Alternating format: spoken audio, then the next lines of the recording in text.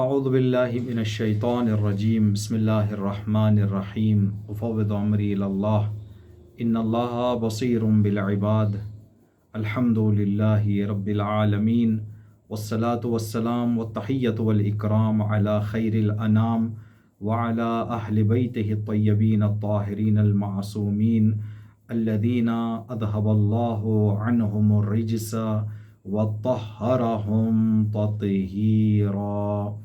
اللہم صل علی محمد وآل محمد وعجل فرجہم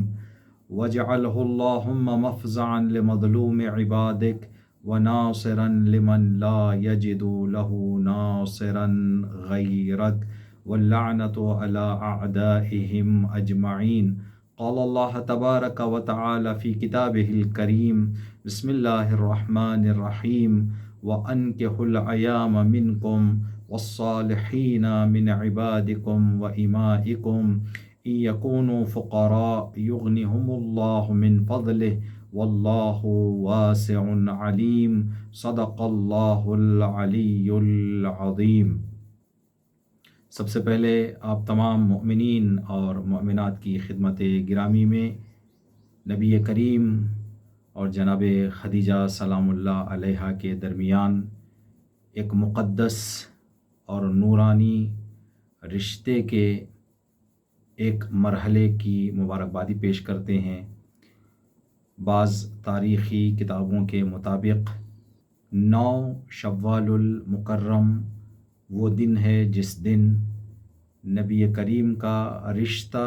جناب خدیجۃ الکبریٰ سلام اللہ علیہا سے قطعی اور یقینی ہوا۔ اس کے حوالے سے چھٹے امام کی ایک روایت ہے جو اس کی تفصیلات اس روایت میں ذکر ہیں۔ انشاءاللہ انہی تفصیلات کو آج کی اس مقدس محفل میں آپ کی خدمت میں عرض کریں گے۔ اس سے پہلے کہ وہ روایت آپ کی خدمت میں عرض کریں، اللہ تبارک تعالیٰ سے بحق رشتہ نورانی و مقدس نبی کریم اور جناب خدیجہ سلام اللہ علیہا دعا گو ہیں کہ خدا تبارک تعالیٰ دنیا میں جو بچے بچیاں بن بیاہ کے ہیں، مشکلات کی وجہ سے کسی بھی رکاوٹ کی وجہ سے، خدا تبارک تعالیٰ ان کے مشکلات اور رکاوٹوں کو حل کر کے انہیں ایک پرسکون ازدواجی زندگی بسر کرنے کا موقع فراہم فرمائے، اور جہاں کہیں پر بھی چھوٹی موٹی مسئلے مسائل ہیں شادی کی زندگیوں میں شوہر اور بیوی کے درمیان، خدا تبارک تعالیٰ ان کو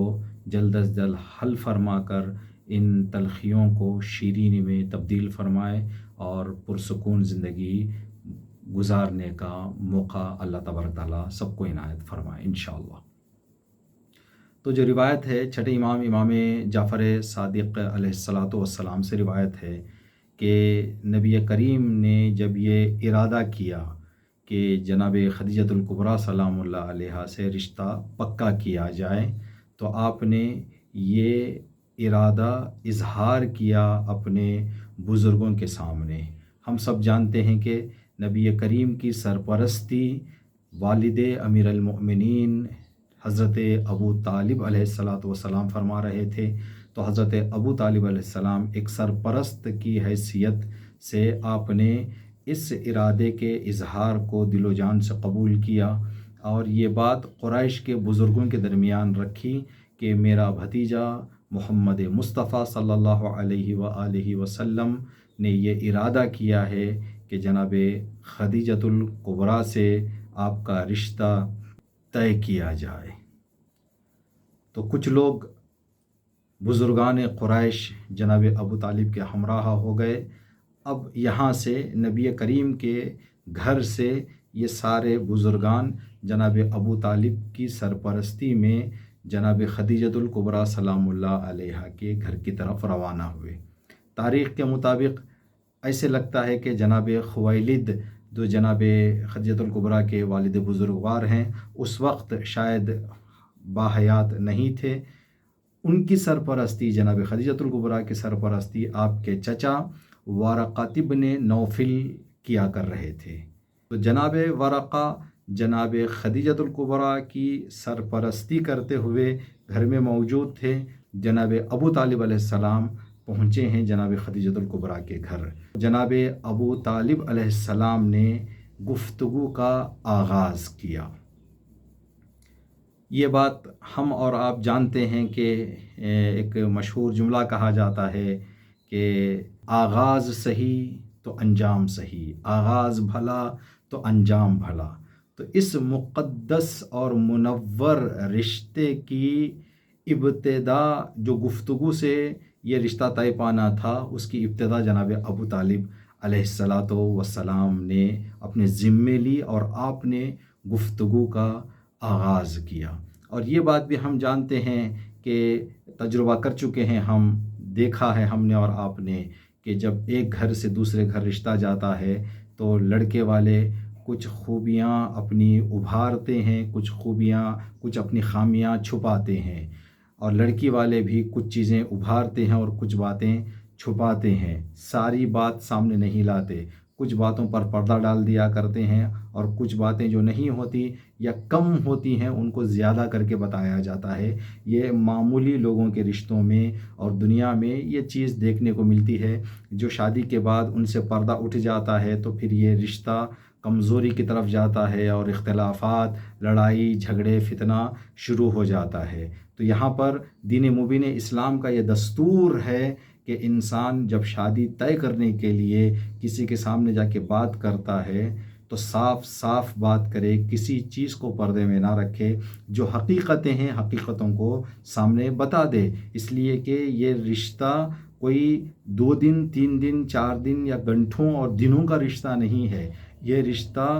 زندگی بھر کے لیے ہے، اور اس سے جو نتیجہ حاصل ہونے والا ہے، جو نسل اور جو اولاد آنے والی ہے، یہ قیامت تک یہ سلسلہ جانے والا ہے۔ اگر ماں باپ کے درمیان پیار محبت ہوگی تو بچوں کے درمیان بھی پیار محبت منتقل ہوگی، اگر ماں باپ کے درمیان سمجھداری ہوگی تو بچوں میں بھی سمجھداری منتقل ہوگی، اگر ماں باپ میں صبر دیکھیں گے بچے تو بچوں میں بھی صبر کا ایک مادہ ایجاد ہو جائے گا، اگر نہ دیکھیں بچے ان چیزوں کو تو وہ چیز جو ماں باپ میں بچے دیکھ رہے ہیں وہ اپنی زندگی میں اپنائیں گے، اور یہ سلسلہ چلتا رہے گا، جو معاشرے کے لیے ایک خطرناک مسئلہ بن جاتا ہے، اور یہ چیزیں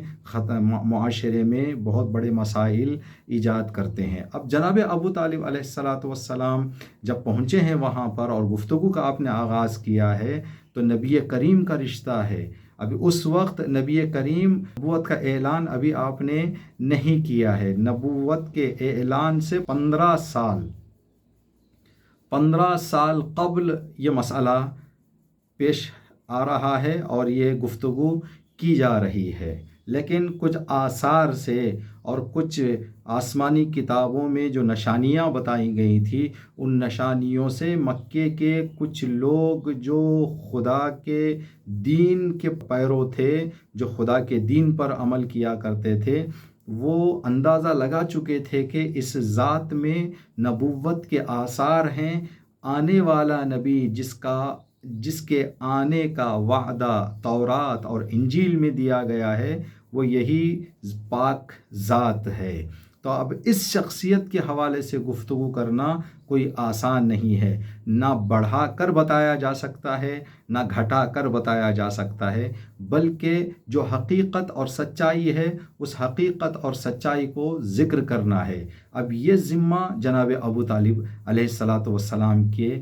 کاندھوں پر آ گیا ہے، اور جناب ابو طالب نے اس کو اٹھایا ہے۔ یہاں سے پتہ چلتا ہے کہ خدا تبارک تعالیٰ نے فرمایا کہ ہم نے کچھ امانتوں کو پہاڑوں کے حوالے کرنا چاہا تو پہاڑوں نے یہ کہہ کر منع کر دیا کہ خدایا اس ذمہ داری کو اٹھانے کی طاقت اور سکت ہم میں نہیں ہے۔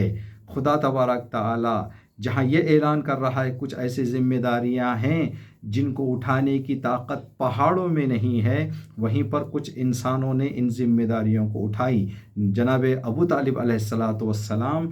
ان اشخاص اور ان شخصیتوں میں سے ہیں جنہوں نے یہ عظیم ذمہ داری اپنے کاندھوں پر اٹھائی، اور آپ نے نبوت کے رشتے کو جناب خدیجۃ الکبریٰ سلام اللہ علیہا کے سلسلے سے جوڑنے میں آپ نے گفتگو کا آغاز کیا۔ جو آپ کی گفتگو تھی اس کی ابتدا آپ نے یوں فرمائی: سب تعریف خانہ کعبہ کے رب کے لیے ساری تعریفیں مخصوص ہیں، جس نے ہمیں ابراہیم علیہ السلام کے پاک شجرے میں سے قرار دیا اور ہمیں اسماعیل کی مقدس ذریت ہمیں بنایا۔ سب تعریف کعبے کے رب کے لیے ہیں، جس نے ایک امن اور امان کے شہر کو رہنے کے لیے ہمیں انتخاب کیا اور یہ شرف ہمیں عطا کیا کہ کعبہ جو سرزمین امن ہے، جو سرزمین امان ہے، اس سرزمین میں ہمارا خاندان زندگی کرے۔ سب تعریفیں اس اللہ کے لیے ہیں جو کعبے کا رب ہے، جس نے دینی سرپرستی کو ہمارے حوالے کیا۔ سب تعریفیں اس اللہ کے لیے ہیں جس نے ہمیں یہ شرف عطا کیا، یہ فضیلت بخشی کہ ہم خانہ کعبہ کے مجاور رہیں۔ یہ خاندان قریش کی خوبیاں تھیں۔ اب رہی بات جس کا رشتہ ہم لے کر آئے ہیں، وہ ذات ہے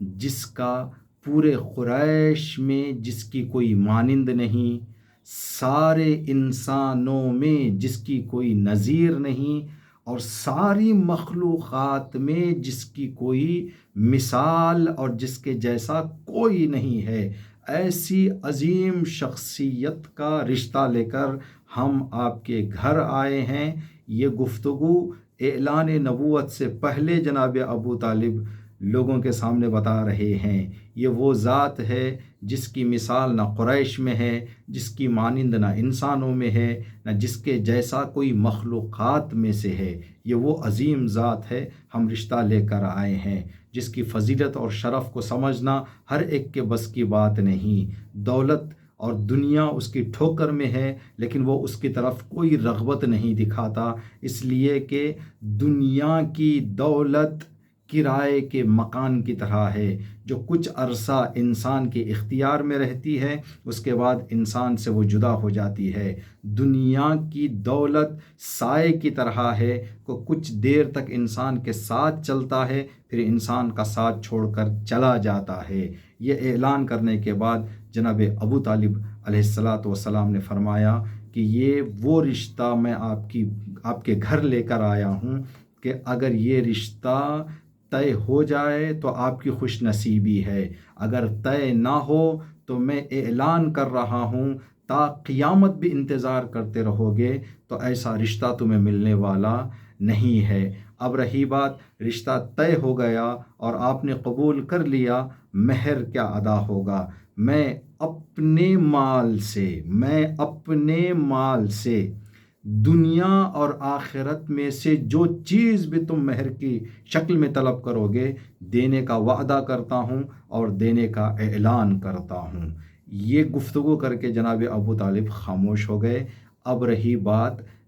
ورقۃ بن نوفل کی کہ وہ جواب میں کچھ کہیں، جو جناب خدیجۃ الکبریٰ سلام اللہ علیہا کے چچا تھے۔ جو باتیں جناب ابو طالب نے کی اتنی معتبر اور اتنی وزنی اور اتنی قیمتی باتیں تھیں۔ روایت امام جعفر صادق علیہ السلام یہ بتاتی ہے کہ جناب ابو طالب جب گفتگو کر رہے تھے، جناب ورقہ کی عقل ٹھکانے پر نہیں تھی، فکر حیران تھی، عقل پریشان تھی۔ جب گفتگو کرنا چاہا زبان پر الفاظ نہیں آ رہے تھے، لکنت آ گئی تھی، اس لیے کہ ایسی بات جناب ابو طالب نے رکھ دی تھی جس کے سامنے جواب کیا دیں جناب ورقہ کے سمجھ کے باہر تھا۔ تو جناب ورقہ لکنت کے ساتھ گھبراتے سہمتے کچھ کہنا شروع ہی کرنا چاہ رہے تھے۔ ان کے گھبراتے ہوئے لہجے کو پردے کے پیچھے سے جناب خدیجہ سلام اللہ علیہا نے سنا، تو جناب خدیجہ نے آواز دی، چچا آپ میرے سرپرست ہیں، آپ کا احترام مجھ پر واجب ہے، لیکن جو رشتہ اور جو مضبوط گفتگو جناب ابو طالب نے پیش کی ہے، اس کے سامنے اطمینان سے جواب دینے والا چاہیے، گھبرانے والا نہیں چاہیے۔ جب نبوت کے فضائل کو سن کر بندہ گھبرا جائے تو نبوت کے گھر میں جا کر نبوت کا ہاتھ بٹانا ہے، نبوت کی ہمراہی کرنا ہے، نبوت کا ساتھ دینا ہے، تو یہ ہر ایک کے بس کی بات نہیں ہے۔ چچا آپ میرے سرپرست ہیں، اگر آپ اجازت دیں تو چند جملے میں پردے کے پیچھے سے گفتگو کروں۔ جناب خدیجہ سلام اللہ علیہا نے اسی اطمینان سے گفتگو شروع کی جس اطمینان سے جناب ابو طالب نے گفتگو کی تھی۔ آپ نے پشت پردہ سے ایک ہی جملہ فرمایا، جناب ابو طالب کی عظمت اور احترام اور عزت اور مقام جو میں جانتی ہوں، اور جو رشتہ جناب ابو طالب لے کر میرے گھر آئے ہیں، میں صرف اتنا کہوں گی کہ میرے چچا کی اجازت سے یہ رشتہ مجھے قبول اور منظور ہے۔ جناب ابو طالب علیہ السلام اعلان نبوت سے 15 سال پہلے کس طرح کا تعارف آپ نے نبی کریم کا کروایا، اور جناب خدیجۃ الکبریٰ سلام اللہ علیہا 15 سال اعلان نبوت سے پہلے آپ نے وہ کیا آثار دیکھ لیے تھے جن آثار کو دیکھ کر آپ نے اس رشتے کو دل و جان سے منظور کیا، اور آخری سانس تک آپ نے جو وعدہ اس محفل میں کیا تھا، اس نشست میں اور اس جلسے میں کیا تھا، اس پر پابند رہیں اور وفادار رہیں۔ یہ ہم کو پتہ چلتا ہے کہ انسان کے پاس جب دین اور رہنما کی معرفت اور شناخت آ جائے تو انسان اپنا سب کچھ قربان کر کے فقر محسوس کرے گا۔ جتنا سکون اور اطمینان اس کو خود پر کوئی کام انجام دے کر حاصل ہوتا ہے، اگر کسی کی بامعرفت شناخت ہو جائے اور یہ اس کو یقین اور ایمان آ جائے کہ جو شخصیت ہے اس کے سامنے میں کچھ نہیں ہوں، تو یہاں پر اپنا سب کچھ ان پر قربان کرتے ہوئے اس سے زیادہ اطمینان انہیں حاصل ہوتا ہے جو خود پر خرچ اور خود پر کرتے ہوئے حاصل ہوتا ہے۔ تو کسی بھی مقدس رشتے کو طے کرنے کے لیے پتہ چلتا ہے کہ دنیا کی خواہشات کو کنار رکھ کے جب دو شخصیتیں گفتگو کرتی ہیں تو مقدس رشتہ ایک دوسرے کے ساتھ طے پاتا ہے، اور اس کی برکتیں دنیا کو قیامت تک ملتی رہتی ہیں، جو آج ہم سادات کی شکل میں نسل حضرت زہرا سلام اللہ علیہ کی شکل میں دنیا بھر میں دیکھ رہے ہیں۔ آخر میں اللہ رب العزت سے دعا کرتے ہیں کہ پروردگارہ، جس مقدس رشتے کا ذکر اور تذکرہ ہم نے آج کی اس محفل میں کیا ہے، تجھے اس مقدس رشتے کا اور اس مقدس رشتے سے